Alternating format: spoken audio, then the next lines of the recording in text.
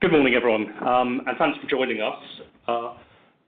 It's always good to put faces to names. I'm Chris Ho. I'm a senior manager in the financial services team. I work in business tax. I also do lots of work around mergers and acquisitions and other transactions. I'm joined by my colleague Dave Barham from our employment taxes team, and my colleague Sarah Callanan from our VAT team. So Brexit, well, where do you even start? Well, clearly there was last night's vote. It's certainly true that all three of us here were watching it with bated breath to see if there was anything dramatic that needed to change in this morning's webinar. We've been advising a wide range of businesses on Brexit across different sectors, different size businesses, different businesses at kind of stages in kind of their life cycle, from kind of startups to large established groups. If you haven't already come across it, there's a Brexit section on our website which actually keeps us everyone up to date on our latest thinking. Includes kind of articles on various Brexit issues. We've done a Brexit report, various briefing notes. It also kind of includes kind of various European perspectives as well. I'd encourage you to take a look if the topic is of interest to you. In terms of what we are looking to cover today, I'll be covering off the corporate tax side. Now, clearly, every business has different structures, has its own kind of unique challenges. So what we'll be looking to do is to kind of share with you some of the common themes and tax issues that we've been encountering. On the VAT side, we will be talking about the potential effects on the sale of goods and services, as well as the potential impacts for customs duties and how this might affect you. On employment taxes, our main focus will be on internationally mobile employees, but we'll cover some other considerations as well. Throughout the webinar, you'll have the opportunity to submit questions, which we can deal with at our Q&A at the very end. So I'd encourage you to do so if there's something that's on your mind. I mean, just to kick things off and set the scene, we thought it would be interesting to see what level of Brexit planning and thought to kind of Brexit people have been giving, given we've got such a range of attendees. We thought it'd be interesting to compare.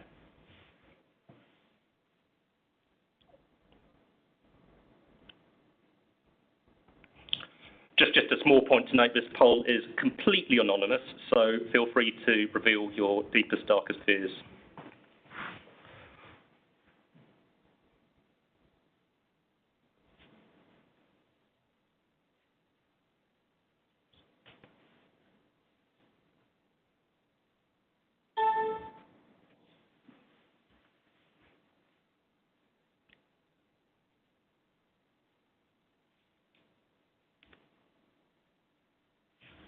Okay, I mean, that's very interesting. Unfortunately, I can't quite share the results with you, but it's interesting to see that there's a very wide range of kind of responses from kind of both extremes. A lot of people are kind of awaiting the outcome of kind of negotiations, and that's probably the kind of most kind of common position we've been seeing.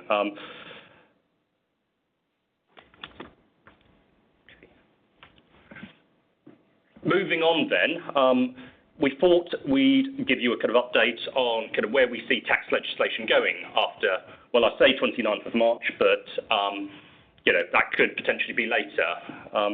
At present, the UK operates and kind of implements EU tax law. That's kind of various EU tax kind of directives.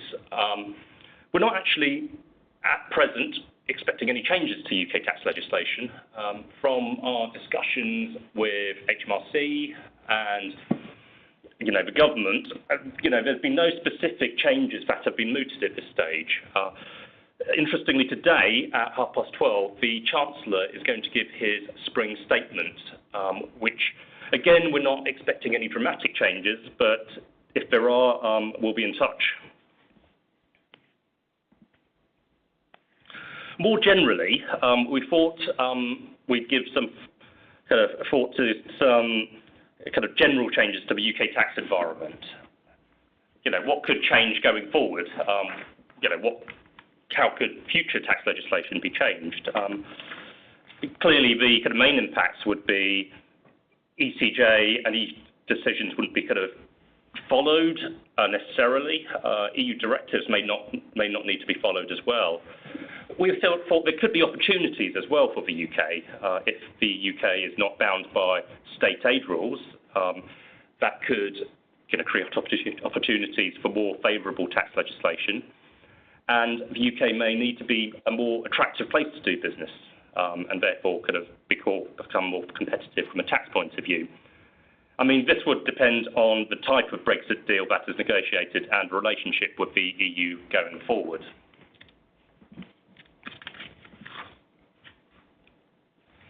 On to corporate tax matters then. So, as mentioned, we're kind of talking to a wide range of different businesses. I thought it would be interesting to share some of the reasons why businesses are looking to restructure or changing their operations. The most typical reason that we come across is regulatory reasons. Typically, this is in financial services industry, where businesses need an entity in the EU with relevant passporting rights to continue engaging with EU clients. But there are various other industries that are similarly kind of affected. The next most common point that we've come across is fears around customs duties and tariffs, which could have a kind of negative impact on the current supply chain, which kind of obviously has impacts on the corporate structure.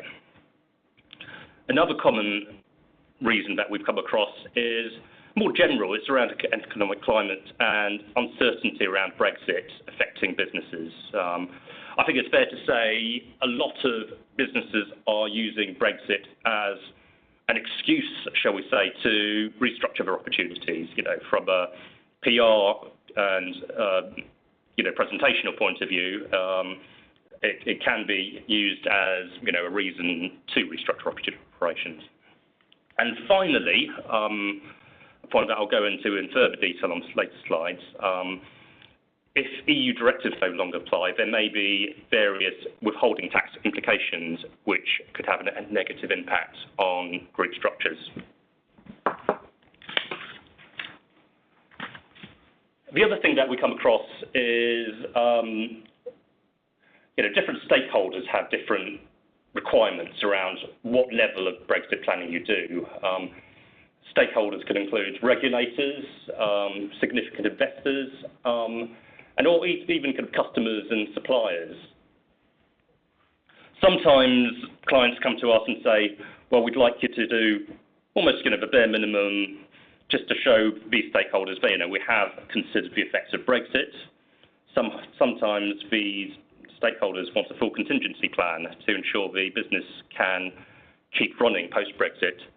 So it's a question of what's the right level of planning for you and your stakeholders as well. Moving on to typical corporation tax issues that we come across. Typically, a lot of restructuring involves moving business activities and assets out of the UK, sometimes to various other EU jurisdictions. Now, from a kind of very high-level, broad kind of perspective, this kind of transfer is generally seen as a disposal for UK tax purposes and therefore subject to corporation tax at 19%, unless particular exemptions apply. Now, when you're moving assets and activities between UK entities, you can generally do it on a tax-free basis if it's within a capital gains group. But when you're moving things out of the UK, in effect, you are moving things out of the UK tax net, and therefore, the starting point is these transactions are, potentially taxable. The point to note that we come across is there are different rules for intangible assets, and a distinction must be made between Old intangible assets, that's assets which were kind of created before April 2002, and new intangible assets, which are assets created after April 2002. For the old assets, you'd be following broadly a capital gains treatment, but under new rules, for the new assets, broadly you'd be following an income treatment, and that can lead to very different outcomes. In our discussions with clients around their Brexit planning arrangements, that's typically something we do a lot of work around. The 2 points being, it can be kind of difficult to determine whether assets were created pre or post 2002 and therefore which regime they fall into. But the other issue is typically where you've got internally generated assets, for example, brands, trademarks, IP that you've developed internally, that can have a very low base cost. So therefore, you're looking at a very significant capital gain. So what are the solutions to this? Typically, we do a lot of work around, do the UK's restructuring provisions apply? And there are, depending on fact patterns, ways and means of making things tax neutral. Interestingly, another solution is to look at EU cross-border demerger provisions. So the EU mergers directives allows for certain tax-free transfers of UK trade and assets, typically where a UK entity is collapsed into another EU entity. As I mentioned earlier, EU directives are incorporated into UK tax law, and even though EU directives may not necessarily apply after 29th of March, they are written into UK tax legislation for now.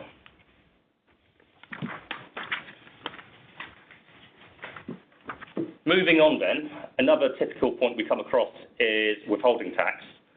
So the EU has certain directives, the parent subsidiary directive for dividend payments and the interest and royalties directives, clearly for interest and royalties, which mean that for payments between associated companies, note the definition of associated is different, slightly different for both, can be made without withholding tax. And currently, a lot of group benefit from these, for their kind of payments. Clearly, these directives may no longer be in place after 29th of March. So as a result, you'd have to fall back on the UK's double tax treaty network. But the issue is the UK has double tax treaties in place with all 27 EU member states, but not all of them provide for nil withholding tax rates for interest and royalties. On the dividend side, there is no UK dividend withholding tax, but the issue comes around payments of dividends received by UK companies. So the type of steps we typically recommend are analyse what type of payments of dividends, interest and royalties are being made and received. If the EU directives aren't available, is there a domestic withholding tax exemption that's available? If not, you need to look into the relevant double tax treaties, and as a point to note, there may be administrative formalities that need to be followed. For example, you may need to get advance clearance from tax authorities in order to benefit from holding tax exemptions. The next point is, are you protected from any withholding tax from a gross-up clause in your legal contract? Now, for payments from third parties, clearly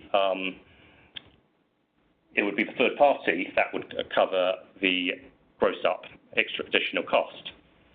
But don't forget that these directives apply to payments between associated companies. So even if there is a gross-up clause, typically overall it is still a cost to the group. And if none of those apply, then you may want to look into whether restructuring your group is necessary. And finally, on corporation tax, I thought I'd raise a few more kind of practical points. A lot of the restructuring we look at involves setting up new overseas entities, moving operations overseas. And the thing to bear in mind is that any new corporate structures must have sufficient economic substance. For example, if you're setting up new holding companies, they can't merely be shell or kind of pass-through companies. You need to ensure the central management and control of these companies takes place in the correct place to ensure they are tax resident in the correct place that you intend. Similarly, you need to watch out for permanent establishment issues. For example, if you've got a overseas EU company that's operating in the UK, you need to watch out that you're not being brought into the UK tax net. Finally, on the point around withholding tax, you need to think about beneficial ownership of these payments. In order to qualify for treaty relief, typically you need to be the beneficial owner of these payments. Anyway, that was everything I was planning to cover off on the corporate tax side, so I'm going to hand over to my colleague Sarah on VAT. Thank you, Chris. So what is the impact of a no-deal Brexit on VAT? Well, it will alter depending on whether you're providing goods or services. So at this stage, it would appear that those that will be impacted most, especially from an administratively and from a cost flow perspective, are businesses that are engaged in cross-border movement of goods. Based on HMRC publications to date, including legislation that will take effect in the event of a no-deal Brexit, a number of changes to the existing VAT rules and procedures are confirmed, which we will look at now separately from a goods and services perspective. So the main consequence of a no-deal scenario for goods is that the EU would become a third country. Goods imported from the EU to the UK after the 29th of March will switch to the existing rules for imports from non-EU countries. That is, import VAT will be payable at the border. HMRC have recognised the cash flow concerns that would arise if import VAT suddenly had to be paid on every good coming into the UK.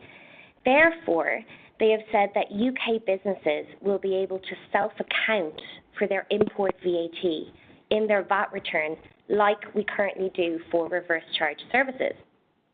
This is an incredible cash flow saving because in practice, and for those that are well used to importing goods, the time in which you pay the VAT at the border, receive a C79, report it in your VAT return, and actually get the money back from HMRC, the timing can be significant. For parcels, a new HMRC digital solution will be introduced for parcels valued up to £135 arriving into the UK from overseas businesses. This new online service will be a registration, accounting and payments service for overseas businesses. These businesses will receive a unique identifier number which will be placed on the consignments coming into the UK. The overseas business will pay the VAT to HMRC using the online service, and for any goods over £135, the usual rules will apply, i.e. the customer is responsible for import VAT. For goods exported from the UK to EU businesses, so B2B, they will continue to be treated as at the zero rate, so no changes there. But what's most important, and what some businesses may not be used to, is retaining evidence that the goods have left the UK. This is hugely important for you to support the zero rate. For distance selling arrangements, so this is for businesses that are selling goods B2C, it will no longer be necessary for you to monitor distance sales thresholds throughout Europe. So currently, UK VAT applies to goods sold to private individuals from the UK to Europe until they breach a threshold in the country where the customer is based. This has posed problems in the past as businesses have unknowingly breached the threshold and have so had to register for VAT late. Now, all supplies leaving the UK will be considered zero rate.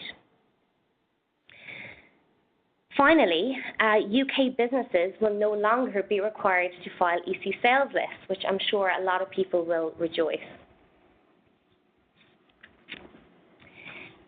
So now turning to services. Services won't be impacted by Brexit as much as goods. The general place of supply rules will remain broadly untouched, but there are some confirmed changes in the event of a no deal that are certainly worth going through. So the first is, again, we have no EC sales list, which I'm sure will be welcomed by many.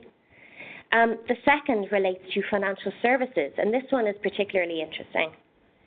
Currently, certain supplies of financial services to non-EU recipients grants the supplier a right to input VAT recovery on its costs, whereas those same supplies provided to EU recipients results in an input VAT restriction.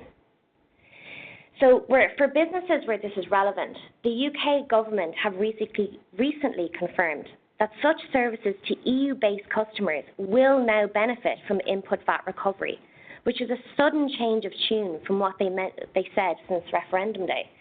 So this is a hugely positive position for businesses like banks, insurers that fall within what we call the specified supplies regime. Travel. So the tour operator margin scheme, they've said, is being maintained. So UK VAT will apply on the margin for sales made in the UK. However, all supplies with a destination outside of the UK, the zero rate will apply. Now, this actually puts UK travel agents at an advantage to an EU travel agent. So, for example, if a UK business sells a travel package to a customer in Spain, it will be able to zero rate its margin. The German travel agent selling the same package to the same customer in Spain would have to account for standard rate German VAT on the margin. So it's yet to be seen what will happen to these rules. Post-Brexit day, we will no longer be able to avail of some of the tech solutions that we currently share throughout the EU. So the first one is the European VAT refund scheme. So this will no longer be possible for any UK business looking to recover VAT in a European country to use this system. So currently, for anyone that does use it, you're used to logging onto the system and submitting the claims for all countries at once. That will no longer be possible. And it's the same for any non-UK business looking to recover UK VAT. They will no longer be able to do it using this facility. Instead, it will be necessary for you to submit your reclaims using a 13th directive method. This has to be done to each EU member state that you're seeking a claim from. It can be quite administratively heavy, and every country has a slightly different procedure and timing from which the reclaim is processed. So as a result, we have been encouraging businesses to consider submitting European VAT reclaims before we leave.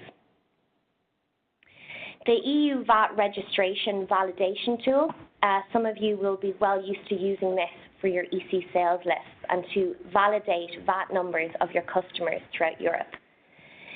It will still be available for us to use, however, it will no longer hold UK VAT numbers. HMRC have said that they will make available an equivalent system that can be used to validate UK VAT numbers.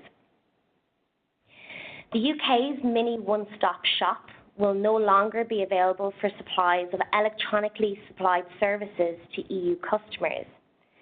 Businesses that want to continue to use the MOS system will need to register under a non-EU scheme in another EU country. But remember, they can only do so after the 29th of March. Now, this is quite interesting because when you have to register for a non-union MOS scheme, it's necessary for you to do so by the 10th day of the month following a sale. So let's say you make electronically supplied services on the 29th, between the 29th of March and the 31st of March. Technically, you need to be registered in that other country by the 10th of April. This obviously also has an impact on businesses, B2C supplies of digital services into the UK from non-UK businesses, as they will need to register for UK VAT to report VAT on those sales. Here are just a handful of practical questions that we now need to consider asking ourselves, and are ones that plenty of clients have come to talk to us about. Triangulation for one. Plenty of businesses throughout Europe use triangulation, which is a VAT simplification procedure used for goods moving between three parties in three separate EU states. The measure removes the need for multiple VAT registrations. So as the UK will no longer be part of the EU, it breaks the chain. So UK and EU VAT registrations may now be necessary when up to now they were no longer required. Will I need to register for VAT in another EU state? Well, in addition to the triangulation point, what about your B2C supplies of digital services as another example? Each of these will require a local VAT registration. And bear in mind that each particular country can have different administrative requests when it comes to VAT registrations, timings, so each country is very different. Where will goods be located at the time of a no deal? Well, for one example, boats. Boats receive what's known as a union status. That's given to them, which allows them to move throughout Europe without triggering VAT. So if a boat is located in the UK at the time of a no-deal scenario, it could lose this union status. Import VAT may need to be paid when it re-enters Europe.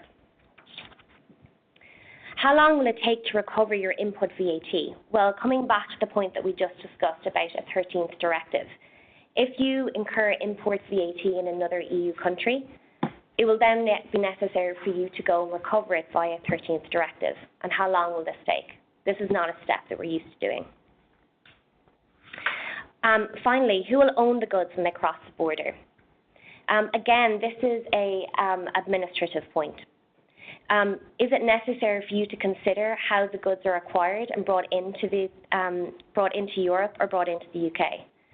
It will also be necessary to consider certain procedures or reliefs that we currently use for perhaps call-off stock relief.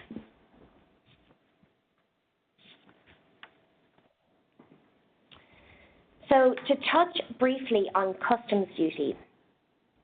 So if there is no deal, the government have already confirmed that businesses will have to apply the same customs rules to goods moving to the UK and EU as currently applies to trade between the UK and non-EU countries. So customs duties and declarations will be required when goods enter the UK. Similarly, the EU will apply customs rules to goods it receives from the UK. So cross-border traders are advised by HMRC to consider how to classify and value their goods for customs purposes. An update this morning, the government announced that tariffs will be slashed to zero on 87% of imports as a temporary measure to sustain business.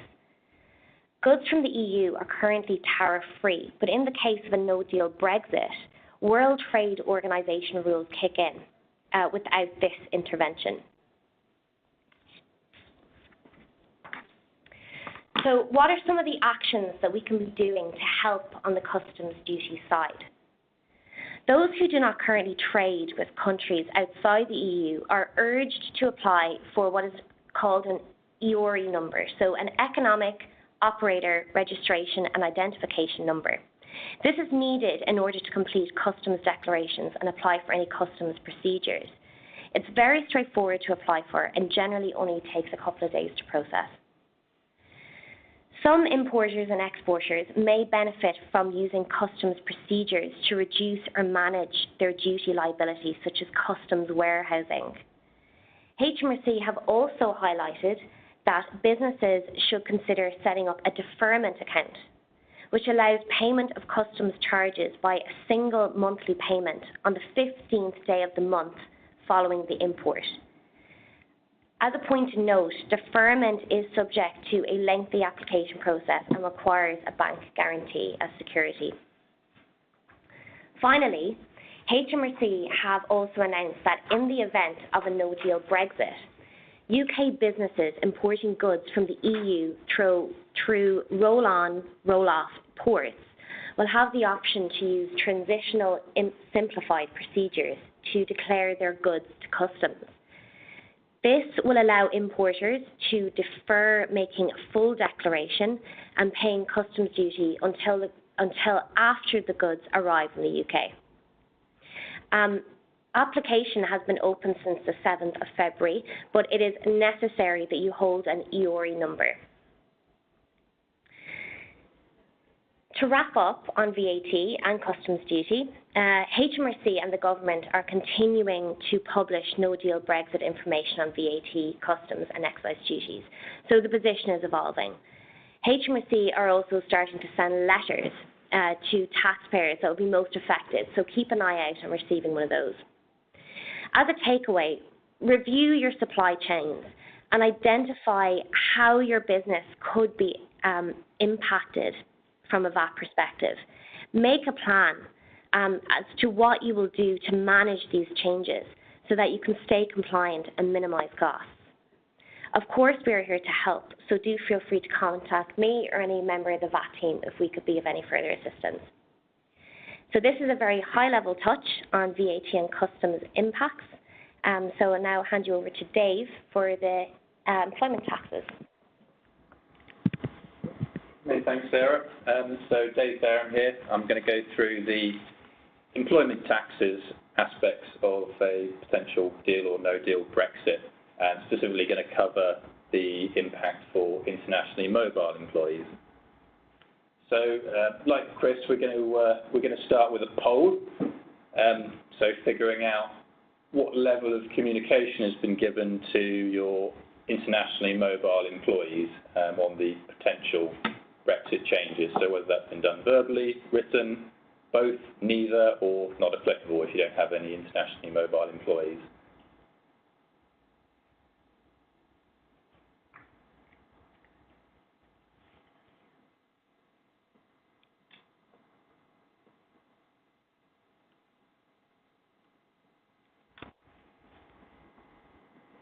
Okay, and if I can see the results now.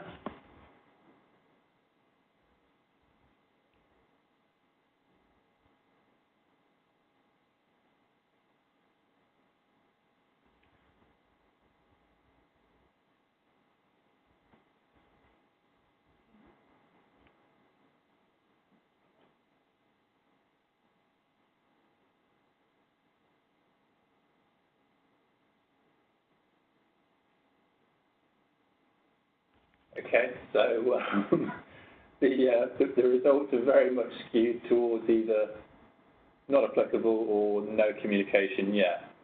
We have seen a few employers have already started the communication exercise, and there's an even split between whether that's been done verbally or written, which is interesting. So here's an overall summary of the practical payroll implications for expats following a potential Brexit deal or no deal scenario. So the very high overview issues are that with a deal, depending on what that deal looks like, there's unlikely to be any major changes. If we do end up in a no deal scenario, then expats' income tax position is unlikely to change. Also, the employer's pay-as-you-earn withholding position, again, unlikely to change. The area where we foresee there being a lot of challenges is in the national insurance and social security, which we'll go into a bit more detail later, but that's, I see, the area that's going to cause some practical challenges for employers. So we'll go through some of the issues that are going to affect secondees coming to or going from the UK. So first one that seems to get a lot of headlines in the press is obviously the right to work in the UK, and also sending UK employees to the EU, to the extent to which that's going to be affected. The individual's income tax position, again, unlikely to be impacted regardless of whether it's deal or no deal. The reason for this is that the double tax agreements are not EU governed. They're tax agreements between individual jurisdictions, and therefore Brexit should have no immediate impact in that respect. Social security is a lot more complex. So whilst employees that have got A1 certificates in place to effectively keep them within their home country's social security, whilst those that are already in place should be honoured, in terms of making new secondments abroad within Europe, there are going to be a lot of changes if we have a no-deal Brexit. So to date, what we've relied on are the EU regulations that govern whether an internationally mobile employee stays within their home country's social security, or whether they have to start paying into their host country, i.e. where they're being sent to.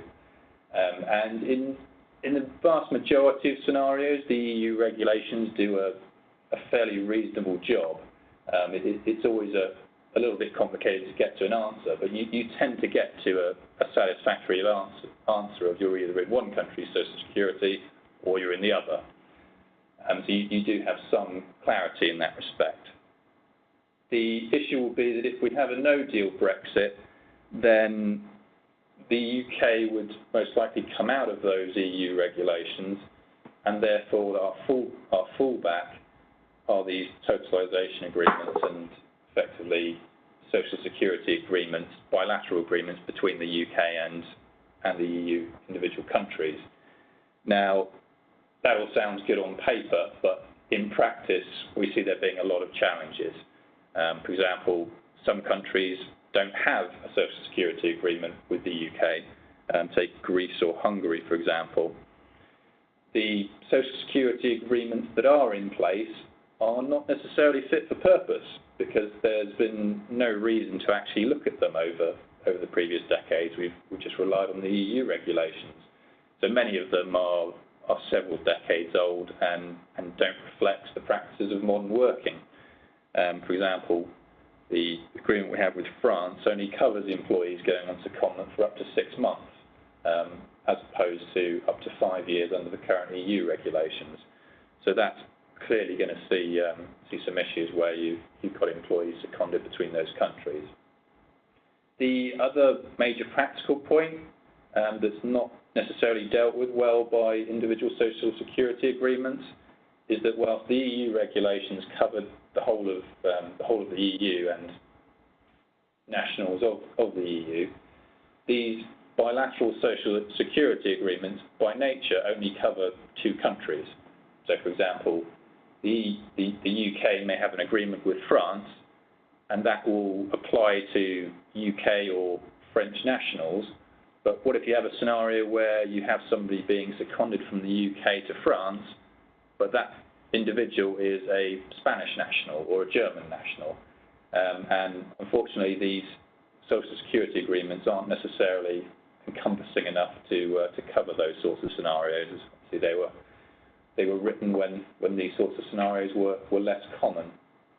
So I can see national insurance and social security are going to be the main area of challenge.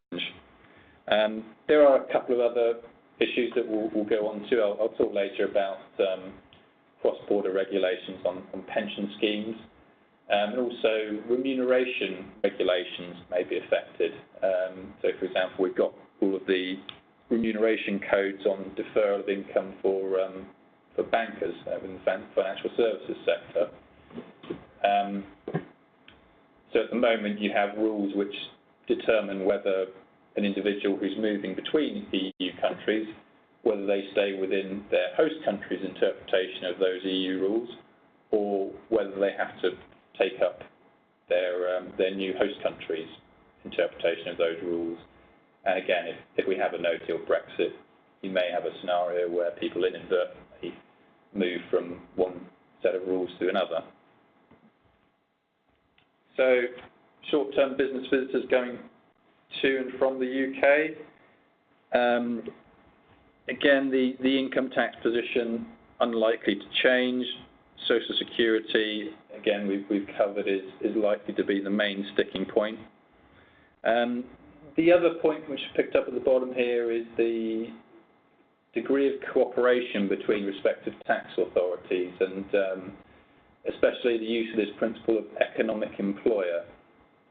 So, in many cases, the extent to which a jurisdiction operates employment taxes can be determined by the country in which the employee is employed, which sounds like quite an easy question to answer, but is actually not so. So, whereas some countries follow the legal position in terms of where the employment contract sits, the UK and a lot of other EU countries, Germany in particular, follow the principle of economic employer. So effectively ignoring what the contracts say, and look at economically in which jurisdiction is the value of the employee's work accruing, to which entity in which country are they providing the benefit to. And so within the EU there is this push towards this economic employer concept. If we have a no-deal Brexit, then there may be less reason to cooperate in that respect, and we could see less clarity on that matter. So next slide, we talk about on pensions. So very broadly speaking, the concept of getting tax relief on pension contributions isn't likely to change. Double tax agreements which determine in which country the employee is taxed on their pension income.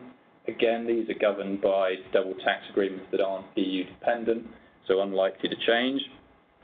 There are a few specific issues around cure-ops and QNUPs that are EU dependent and therefore could be subject to change.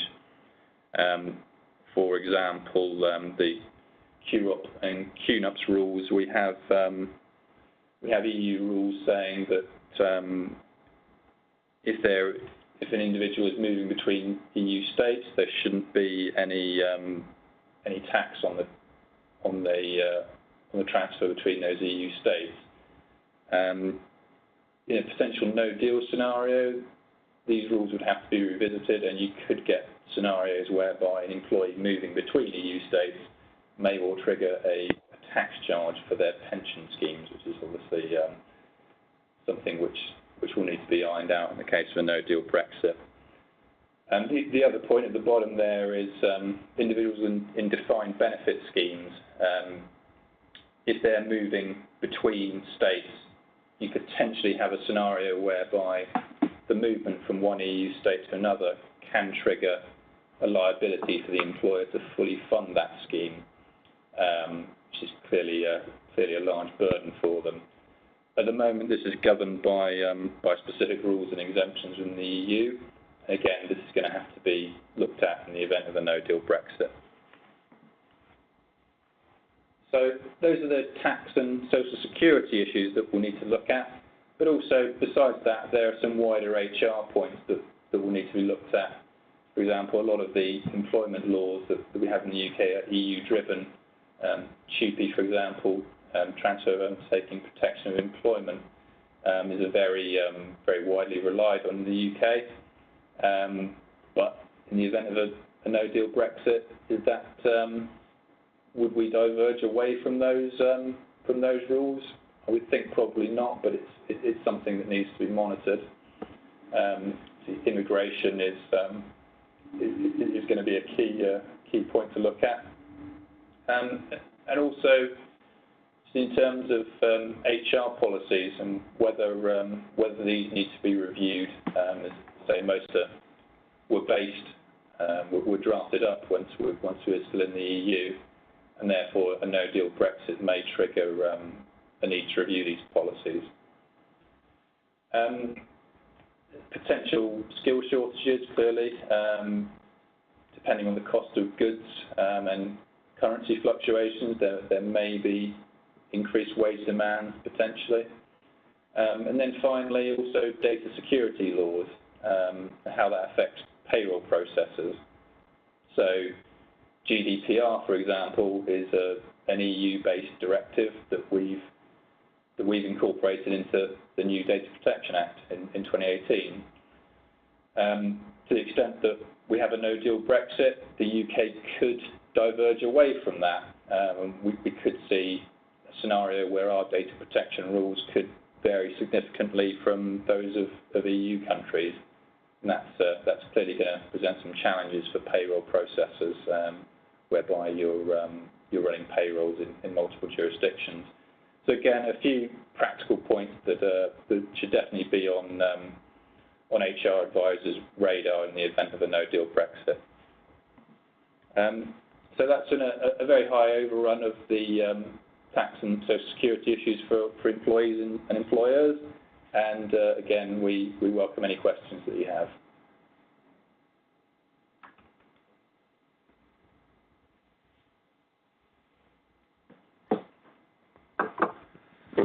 Okay, so I think the first question is directed towards VAT, so I'll take that one. So am I right in thinking that B2B sales of digital services to EU countries will become a zero-rated supply as they currently are for non-EU countries? If there is no EC sales list, do these sales need reporting anywhere else other than on the UK VAT return? So agreed, yes.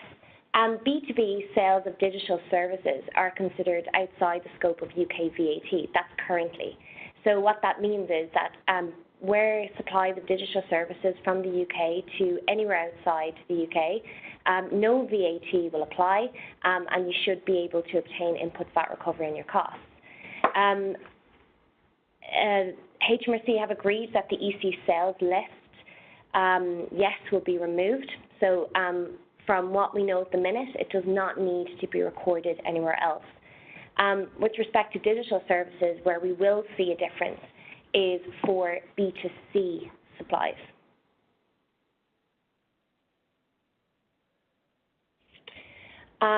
There is a second question around how do we find out which goods are excluded from the 87%, which will be the zero tariff. Well, based on what I've seen online just this morning, I believe that there is a document that has been issued by Treasury, which lists out all the products and the rates that they propose will have a tariff. But I think it is yet to be published. So I would keep an eye out on HMRC's website. They should have this updated hopefully soon.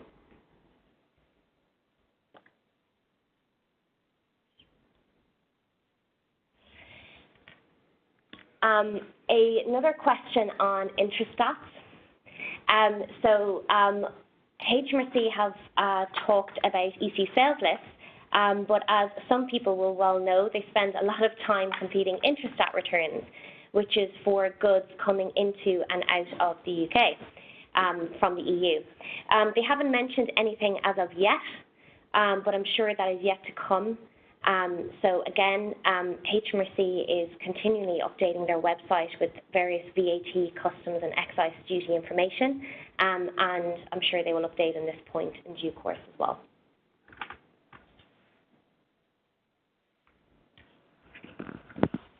So, question for me by the looks of it.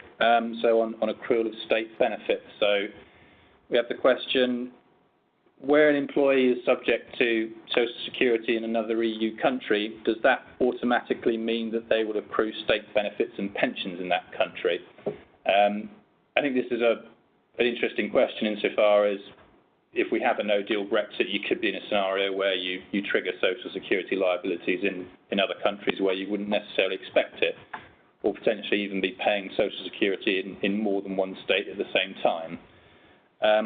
So you would like to think that that would mean that you're accruing two lots of state pension in doing so.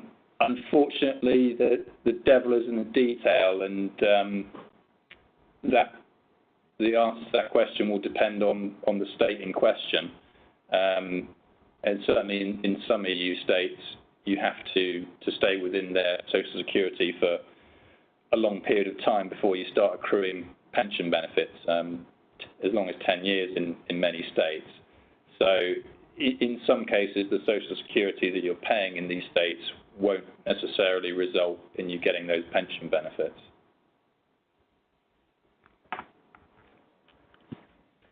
Another question for VAT. So please can you clarify, for B2C sales of digital services, will VAT registrations be required in each country, or can it be done through a non-EU VAT MAS scheme? Well, it's down to you. You can use either option. You can register for a non-EU VAT MAS scheme and report everything through that, or you can, for whatever reason, you might want to register in each country individually. But as noted, please bear in mind the deadline dates. So the point I mentioned about how you can only register for a non-EU MAS scheme after the 29th of March.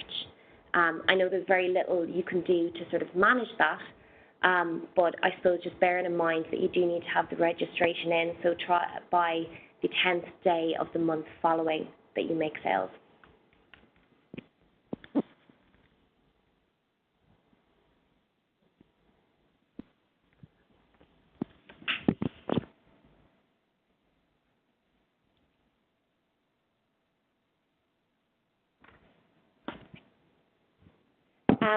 Another question, VAT. So, what about VAT on marketing services where we currently use the domicile of the customer as the test? So I don't think that will change.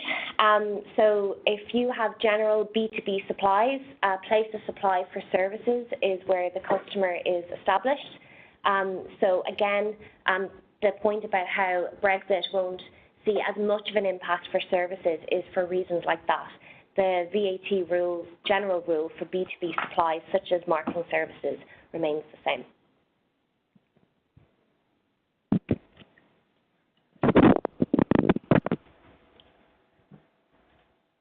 Okay, well, I think that's it from everyone. I mean, if you do have any other further questions, I mean, do feel free to get in touch with any of us or your S&W contact. Thank you very much for joining us this morning.